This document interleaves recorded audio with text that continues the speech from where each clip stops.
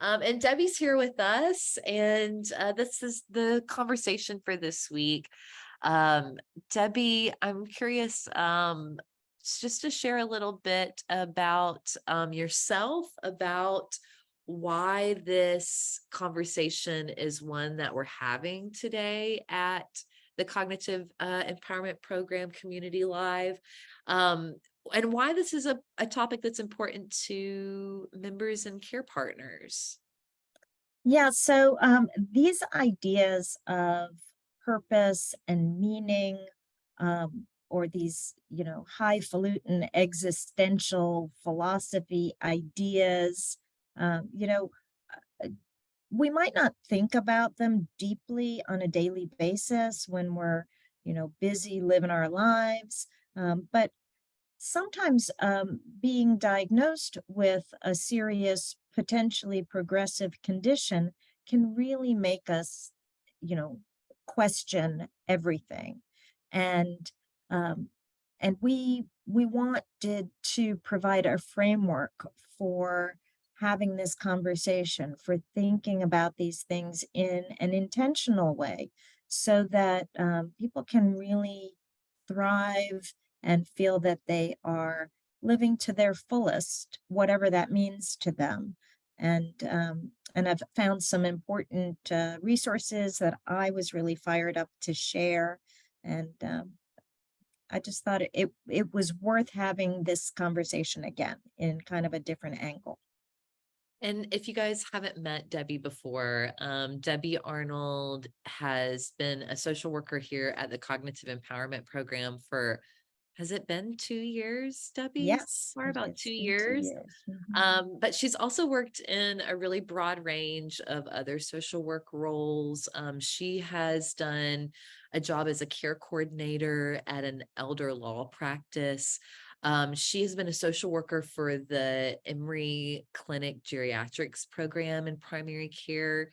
And she also develops and leads a lot of our Livewell sessions here at the Cognitive Empowerment Program. And really, what we're interested in Livewell is how to work with our members and care partners to support these really creative ways to manage the different challenges that come along with a mild cognitive impairment or an early memory stage loss diagnosis.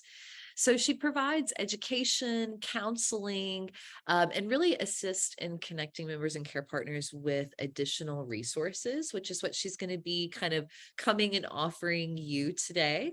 So if you are curious to kind of keep along with these resources, I'll be putting some of the information into the chat for you. We also will record the session from today and post it to that YouTube page that we shared with everybody. So don't feel anxious like you have to memorize everything or write everything down, because we'll be recording today's session. But I really want you all to imagine this is a time for you to also connect with an expert, and she's here live and in the building and on the call with you, so you can come up with the questions that you have and put them into the chat and share your questions with us so that we can have a little time at the end of our session to answer them together. I'm sure if you have a question about something, that there's probably somebody else who can benefit from you asking that question, and maybe it clarifies something in someone else's family for them as well.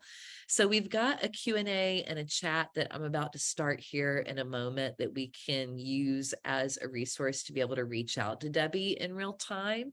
And Debbie, I'll post those for you at the end of our session there. So Great. I'm going to let Debbie go ahead and pull up her slides and go ahead and give an introduction to our topic. But with all of the work that we do at the Cognitive Empowerment Program, one of the things that we are interested in is realizing how much potential and how much life there is still left to live, no matter what happens in the road ahead. And like Debbie said before, a lot of these choices, you don't come into considering them until you have to. So maybe this conversation is for you, and some of these ideas have been in your mind or in your loved one's mind, and maybe some of them are new, and we're just planting a seed to water over time, or as your condition changes over time. So Debbie, I'll let you go ahead and kick it away, and I will be with everybody in the chat along the way. Okay, so are you seeing my home screen with purpose and meaning and some sparkly leaves? Yes, it looks great. I don't see your notes either, so we're good to go. Okay, perfect. I see my notes. That's great. Okay, so as I said, purpose and meaning are, um, I'm going to make a case for how important they are and really challenge everyone who's listening to think about them in with purpose intentionally. Um, and for those who are familiar with our Livewell curriculum, this next slide is going to look familiar to you. If I can, yes, there we go. So these are the three domains of coping that we have borrowed. This diagram we borrowed from a social worker by the name of Karen Yale. And um, she actually was one of the first folks who felt that having a diagnosis of mild cognitive impairment does not write somebody off from participating in things like counseling and putting things together in their minds in ways that are new and important for them, and that coping with the diagnosis is something that's really important to continued quality of life despite having a cognitive impairment. So in this scheme, she has existential issues there. I've highlighted it in the circle of emotional issues. So we've got emotional issues, we've got lifestyle issues, and we've got practical coping strategies listed here. And if you're not sure what we mean by existential issues, I'm turning to my favorite philosopher, Snoopy. Uh, these are the questions where you're considering, really, what am I doing? What is the meaning of life? Where am I going? Sometimes, where have I been? Um, so we like our cartoons around here, and we feel that humor is a really important coping skill. So you'll see a couple of more of my, uh, and I hope that your sense of humor is similar to mine, but I know it's very individual. So my goal is not to offend anyone. So existential issues have to do with human existence, the meaning of life in general, and the meaning of our own personal individual lives. We know that our lifespan is limited, and so we want to make the most of our time here. And to do that, we consider some important questions. What's truly important? What brings us joy? What do we really value? What legacy might we want to leave? And after we kind of think on those things, we need to figure out, how do we accomplish this? How am I going to go about living uh, in a way that aligns with my values? We can be busy, we can be in a fog, and time will just pass without giving very much thought to these ideas. And it varies, right, from one person to another, how much time and attention a person gives to questions about identifying their values or leaving a legacy. But I think it is important, and that it makes life more full when we stop and really consider some of these questions. So here's another one of my cartoons. Existential breakfast. Jean-Paul is looking forward to some cornflakes. However, quel dommage, we are out of milk. What a tragedy. And therefore, he concludes, life is futile. So his breakfast consists of a cigarette and a cup of coffee. Poor guy. Um, and, yes, we're kind of joking, but the truth is, it is really easy to get distracted by things that are relatively trivial, by frustrations that are honestly a little futile. And, you know, um, I don't know if you've ever had the experience of maybe you're out of milk, or maybe you look outside and it's raining, you stub your toe, anything might go wrong in the morning. And it's not even 9 o'clock in the morning, and you've already decided it's a bad day, right? And that is a very self-fulfilling prophecy. If you declare it's a bad day at 9 o'clock in the morning, you can be sure that you'll find some evidence to confirm that conclusion. So I'm thinking that it doesn't have to be a bad day, even if we're out of milk, and Jean Paul can find something else for breakfast besides his cigarettes and coffee. Uh, Thinking about these existential questions of the meaning of life, it's really easy to fall down a rabbit hole of theories and authors and smart thinkers, and get really hung up in jargon um, about the meaning of life. But I wanted to offer this diagram, which I think really simplifies what can otherwise be a very unnecessarily complicated topic. So the founder of Lifehack, a gentleman by the name of Leon Ho, H-O, published this. And his idea is that meaning is the umbrella, and under that, what falls are a sense of purpose, coherence, and significance. And it does really break things down more easily to consider that purpose is just what we call our priorities, what matters most to us. So figuring out what matters most, what you prioritize, really allows you to set short-term goals, but also a way of aligning with more long-range objectives. Um, and then once you set some priorities, you can also consider coherence, which, it's yeah, we got a three-syllable word in there, but it's not a complicated concept. It's just the idea that humans have an innate need to seek consistency. We look for patterns, right? We count on our friends to show up for us, as the same person each time we see them. This is somebody I know tells the truth. This is somebody I know is a good cook. This is someone who will come through for me.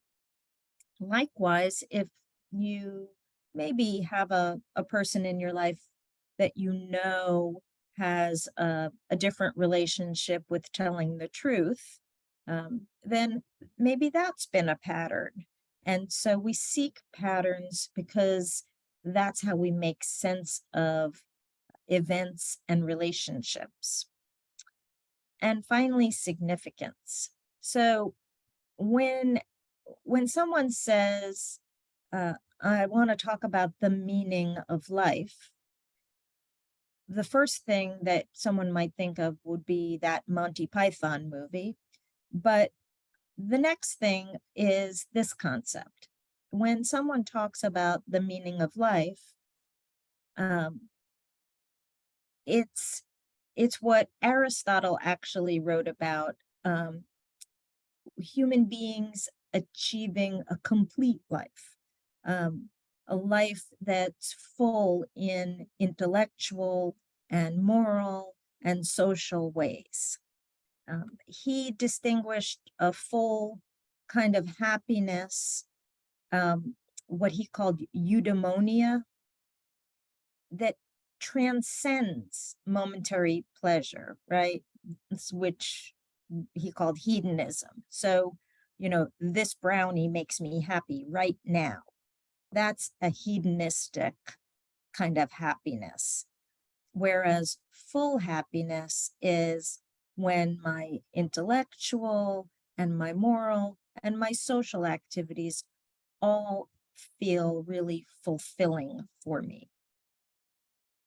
I hope that that makes sense, and I'm not just name dropping Aristotle there for no reason.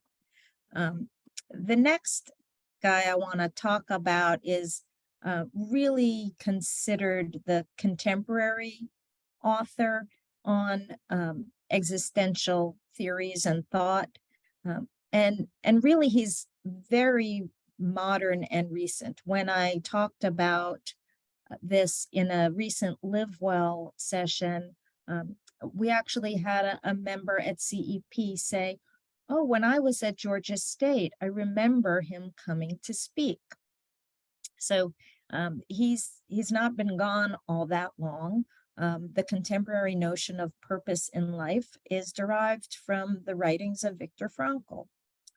He was a Jewish physician, trained in psychiatry and neurology, and he was already really fascinated with these ideas of people wanting and needing meaning when he had the unfortunate experience, being Jewish, of uh, being taken to the concentration camps during World War II.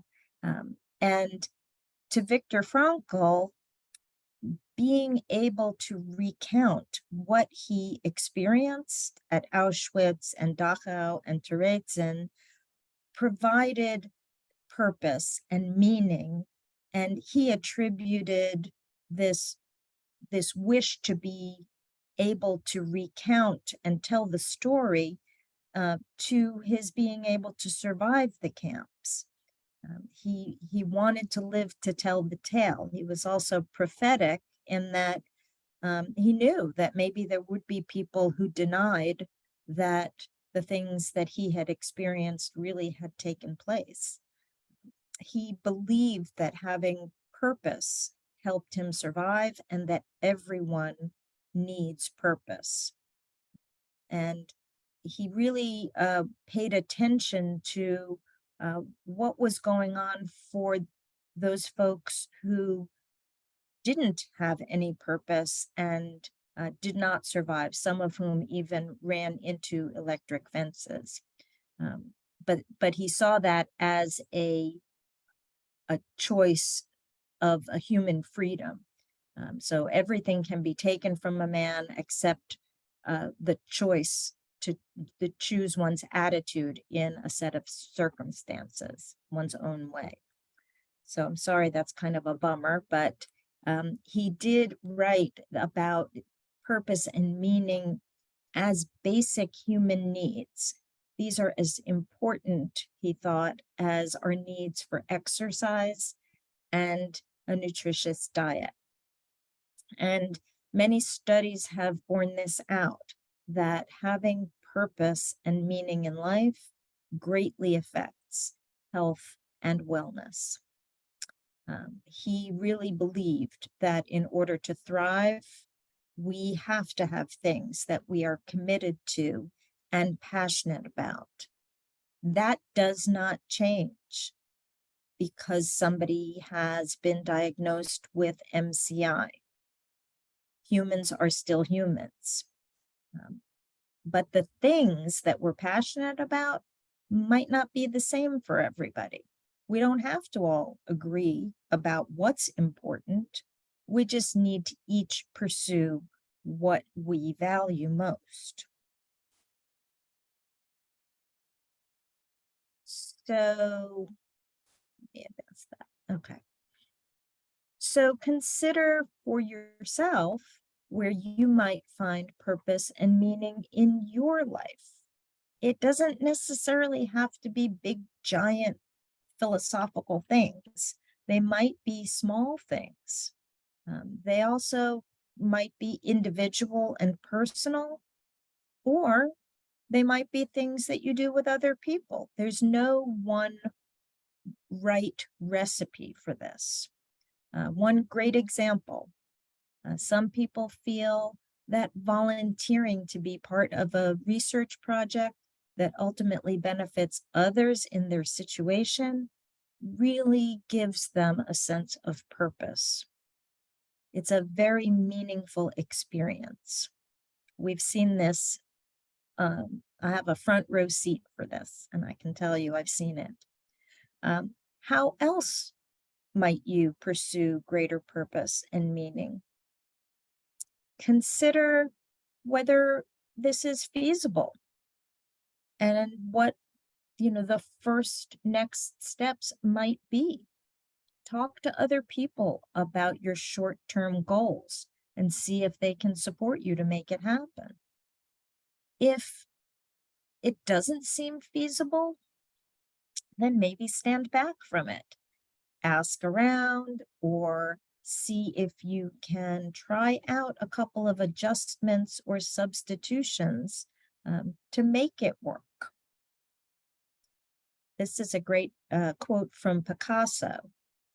For him, the meaning of life was to find his gift, and the purpose was to give it away. And his gift was art. And I just put it in the chat, Debbie, just to poll the group and those of you who are listening. What is giving you purpose and meaning in your life right now? Put it into the chat and let's just see what comes through. I love that. I would love to know. Family. Family, yeah, that's a big one. Mm-hmm. Mm-hmm. And God, God. yeah, a Yes. spiritual life. We find a lot of people get into the cognitive empowerment program and they Mm-hmm. reinvigorated or recommitted or even opened up to a spiritual life in a way that maybe before this diagnosis they weren't as oriented towards. We have someone saying my work as a dementia care specialist. Yeah, the work that we have in our lives, working Mm-hmm. with different dementia groups to help people live better with dementia. We have one that says gardening. This is a big one for me. I'm huge on my plants on my back porch. Mm-hmm. Writing, publishing books that bring beauty to lives beyond myself. Another one for spiritual life, family, avid volunteer, always sharing what I learn. We've got one, book clubs, my family and friends. Yeah, the book clubs are big. A lot of our folks at Yes. CEP, they got into the book clubs through the pandemic and have stayed in some of their in-person and even virtual book clubs.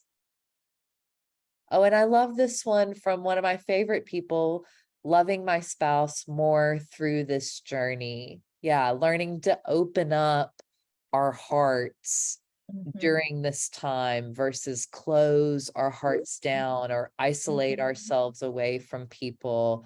And Uh, connecting to community. yeah, Yeah. yeah. Yeah. Yeah, these are great examples. And we do have a lot of gardeners. In fact, our virtual background, I don't know if people can see, it's a little blurry, but those are the raised gardening beds that we have here at Executive Park. That's great. Thank you for posting that and to everybody that chimed in. Um, and that's actually perfect timing because I'm going to switch gears a little bit. And I was worried it might be a little clunky, but I think it's not because it really makes good sense here. One way that many people pursue purpose is embracing the concept of being lifelong learners. So lifelong learning is the ongoing, voluntary, self-motivated pursuit of knowledge. It's not, oh, you go to school because somebody's waking you up and making you go, and then they're giving you homework and it feels like punishment. This is voluntary. This is studying what fires you up, what sparks your curiosity, um, focusing on the things that you want to know, uh, just just because they interest you. Um, and it might be a subject that's personally pretty significant, like exploring your family's genealogy, or it might be a skill you've always wanted to acquire, or something that just seems like it might be fun. Sometimes we've had folks tell us um, they've tried something that they've always wanted to do, or maybe they've returned to doing something that um, they stopped doing or they haven't done in a while. Um, you know, listening to a different kind of music or playing an instrument. And each individual has to notice for themselves what sparks curiosity and joy. Um, Debbie, and yeah, do you mind if I jump in and share an example that sure, I'd love that. someone at CEP was telling me about recently? Our occupational therapist, we were talking about this conversation recently, was working with one of our members who loved racing cars. And this was something that had been a big part of their life for a very long time, loved racing cars. And after they got a diagnosis of MCI, they got to a place where they weren't driving anymore, couldn't race cars anymore. And Tracy, our occupational therapist, worked with them a lot and presented a lot of different options about going to car shows, connecting with car clubs. And what this person ended up doing was painting model cars as a way that really still ignited that excitement and didn't hand over something they really loved because they couldn't do an aspect of it anymore. And I loved that, how creative it was to find, solutions for still being able to connect with those things that spark joy in our lives and ignite that sense of purpose. So I just wanted to share that example because I thought, oh, that's so the kind of thing that can be important in that lifelong learning process, is deciding to get creative about finding solutions and alternatives. I love that. And I think it also reminds me that, I've heard folks say, well, it's not worth studying something new because I'm having such memory issues and I'm not going to remember what I'm learning. And so it's not really worth it. And that's not actually true. Um, Even if you don't retain the details, learning is stimulating for your brain. It's good for your head. It's good for your mood. And it also allows you to connect with other people who share the interests that, that you've identified as being sparks for you. So you don't have to become fluent in some new language in order for it to be a worthwhile endeavor and a fulfilling way to spend time. We had some feedback in the chat about, what about lifelong daydreaming? Does it have to be lifelong learning? And I think that what's important is that it doesn't have to be productive time. It doesn't have to be a new skill of learning. It's just about turning towards devoting times to the things that we love, even if it is leisure time or rest Mhm. time, whatever it may be for you. Yeah. So I wanted to throw out a couple of resources that folks may be aware of, but they may be new to you. One wonderful opportunity for lifelong learning here in Georgia is the university system of Georgia. So residents who are 62 or older are eligible in most cases to take courses as long as there is space available at very low or no cost at all.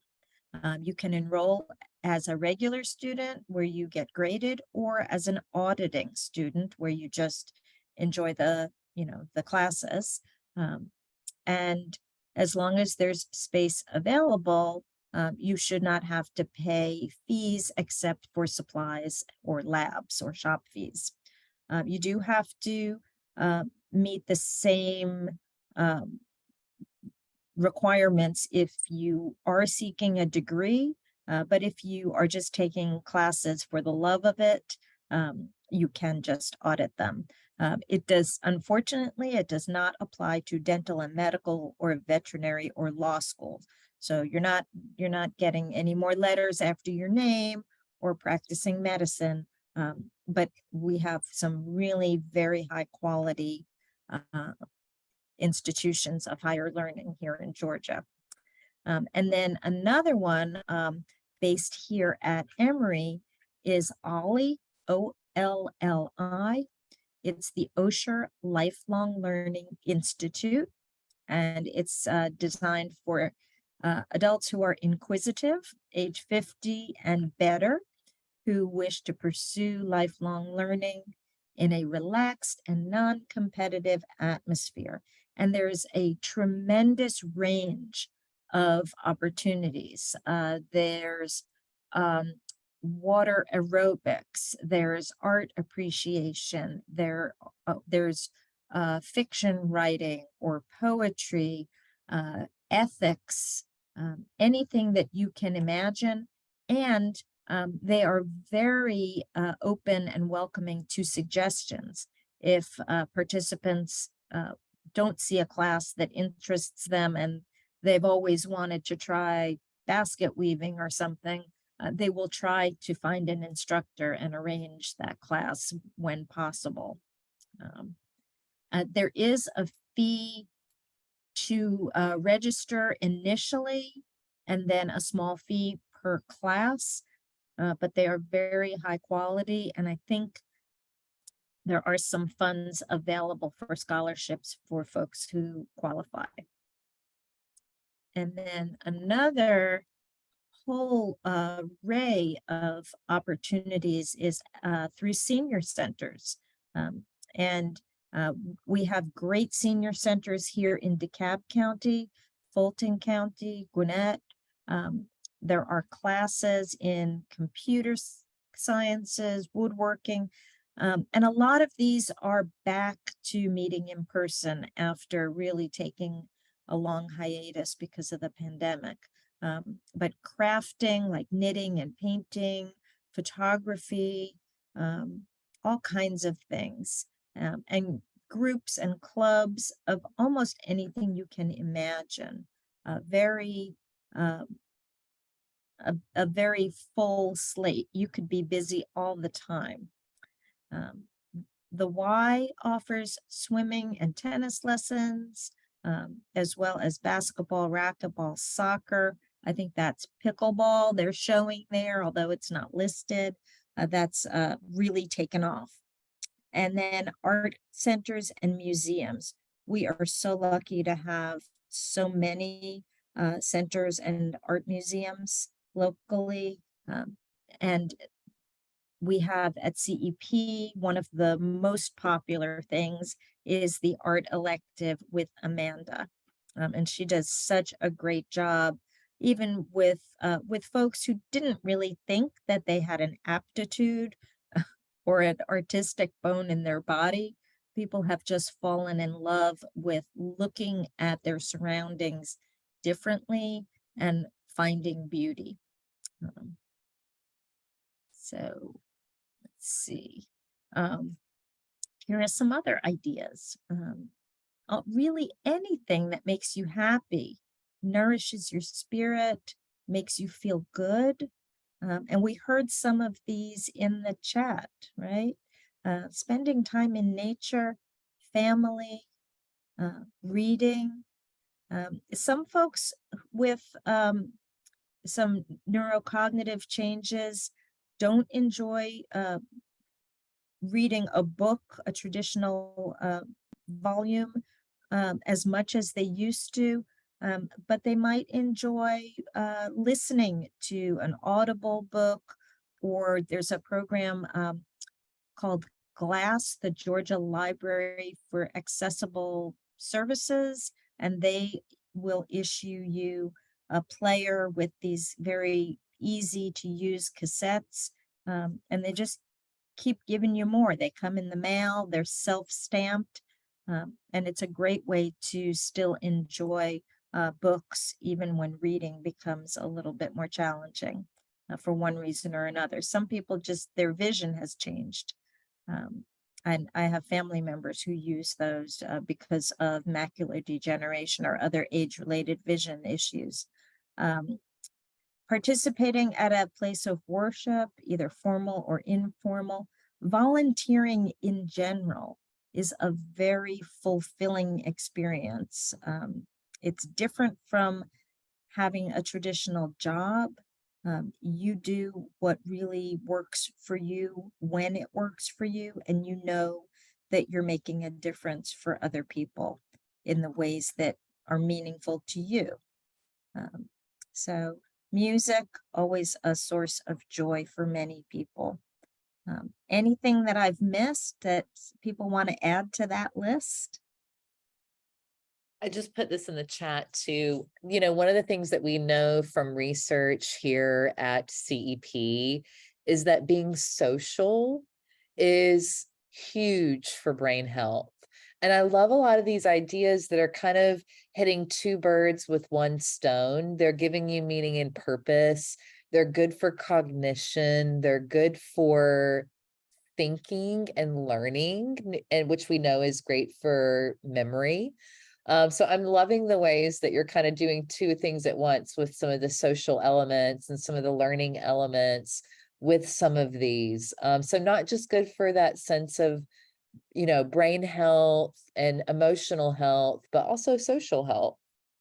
Absolutely. And I love the sign language. One of the most meaningful things that I got to do before I went to graduate school in social work, I worked at a camp one summer for children with some behavioral and emotional issues.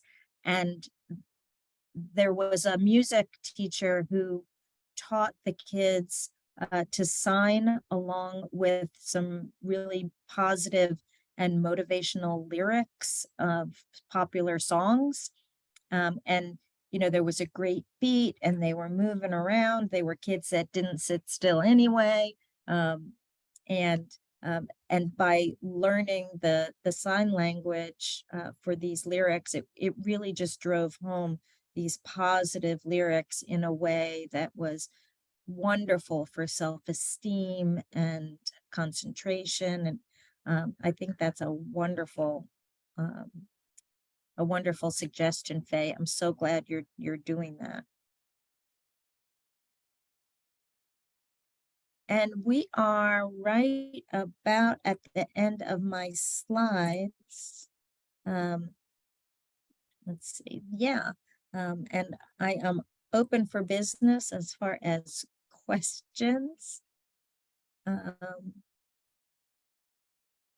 So if you have any questions, put them into the chat. Another one of the great um, things that one of our viewers said they were doing is improv classes, which mhm. another great way to think on your feet, be social, but also encourage that cognitive element a little bit. And I was going to say, we've got some current members and care partners right now who are auditing some poetry classes here at Emory, and they just love going and hearing poetry, reading poetry, talking about poetry. They don't get graded, they don't take any tests, but their lives have just been really enriched by these poetry classes. So I love Mhm. that.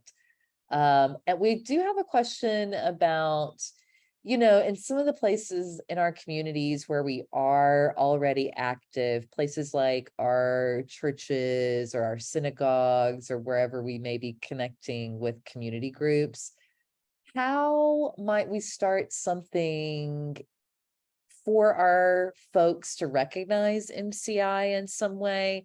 I think the question is, if how can I get my church to start to recognize and maybe even give some of this MCI programming?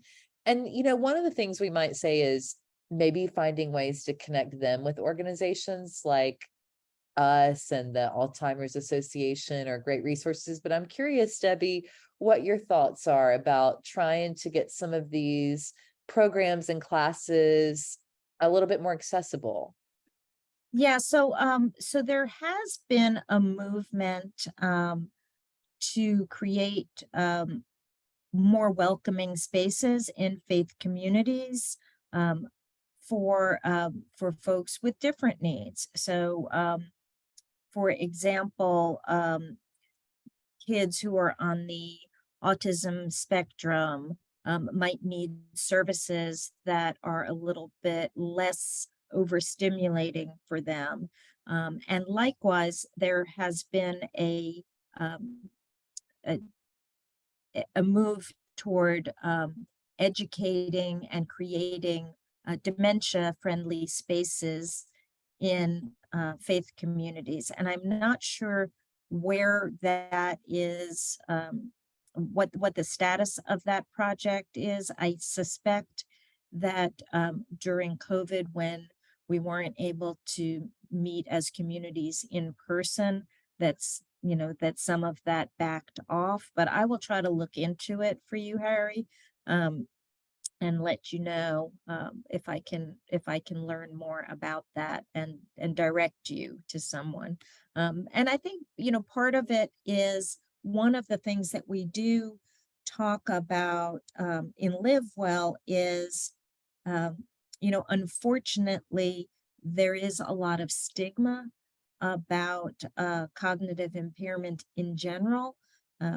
Because of the way that these conditions have been represented in TV and movies, and because folks may have had experiences in their family or with friends who they really were not aware that anyone had an issue. No one talked about it until it was very glaring and it was a really severe condition. So the misconception that dementia is always very disruptive in communities, and that's really not the case. And unfortunately, um, the onus is on folks who have a diagnosis of mild cognitive impairment to you know to live loud, to let the people in those spaces that you're in know that you are perfectly capable of serving in your role as an usher, or that you still want to sing in that choir, and that there's no reason that you should not be able to continue doing that. And the more that we show up as ourselves, functioning pretty well, the more those stigmata are confronted, um, and those spaces will be opening up more. I don't know if that's exactly a helpful answer, but we do talk about letting people know that you're still you, and that this diagnosis does not define you. Thanks, Debbie. And we do have a lot of resources here at Emory that if you do have a local program that wants to watch videos together or do workouts together, we have a huge YouTube channel worth of those videos. And we also have Brain Talk Live and the Brain Health Center that you can support with. Some folks in the chat reached out that their church connects with Emory for Wellness Wednesdays. So there are ways to do that, digitally a little bit now as well. So thank you guys for those questions. And we'll just take one more moment, one more scan through the chat. But really, it's just about planting that seed about what makes you happy and how you want to water it.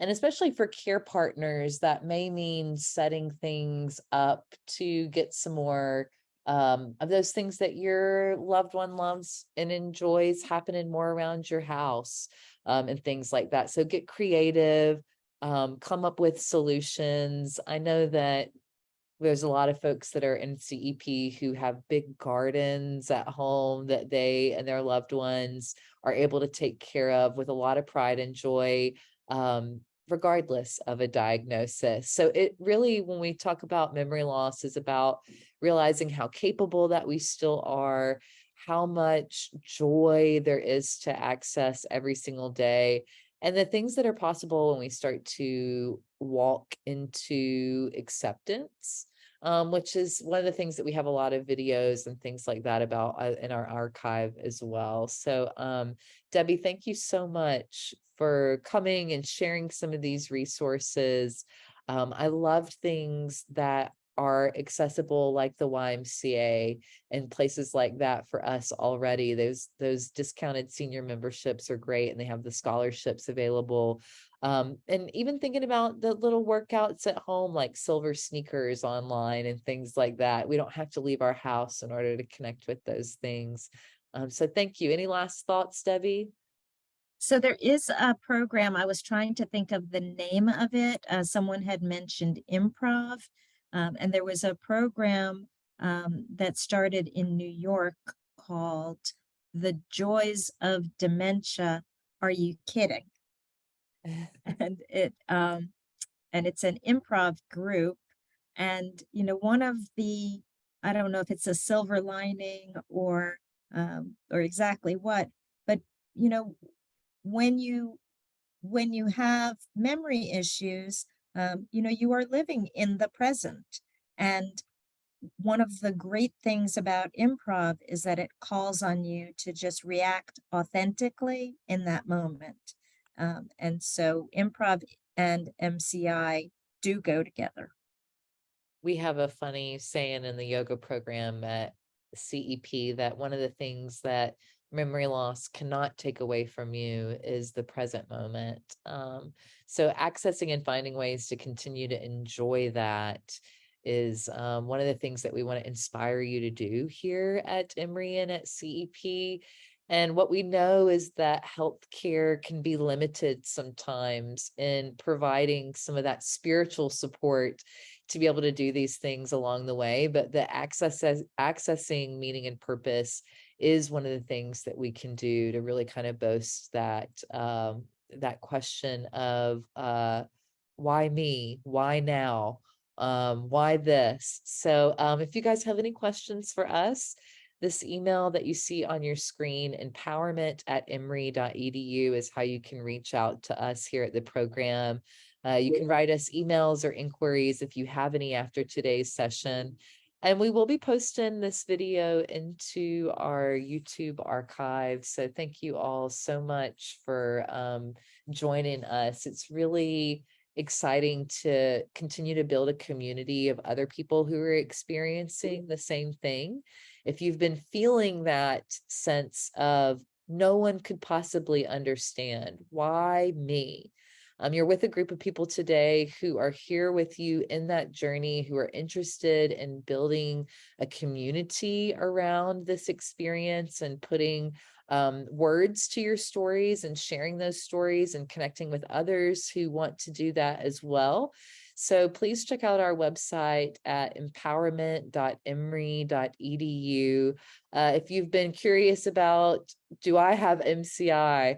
Reach out to your local neurology or here to us at Emory Neurology and book that appointment, get your testing, be empowered with the results. And when you're ready to step back into a full life again, that meaning and purpose journey that we want to remind you of is one of the ways to get back on that path. So thank you all so much. Thank you to everybody in the chat who was really supportive and really all the great information and all the inspiration that you all provided each other. Thank you for that. Yes. We will be coming back next week to talk about nutrition and the mind diet. We're talking about sugar and sugar alternatives, which is one of the most popular topics that we have, one of the most questions that we have around sugar alternatives. If you've been watching the news this week, that you know that they're saying no to aspartame again. So we'll be talking about some of that next week. It's so good to see some of the familiar names and faces in the participant group.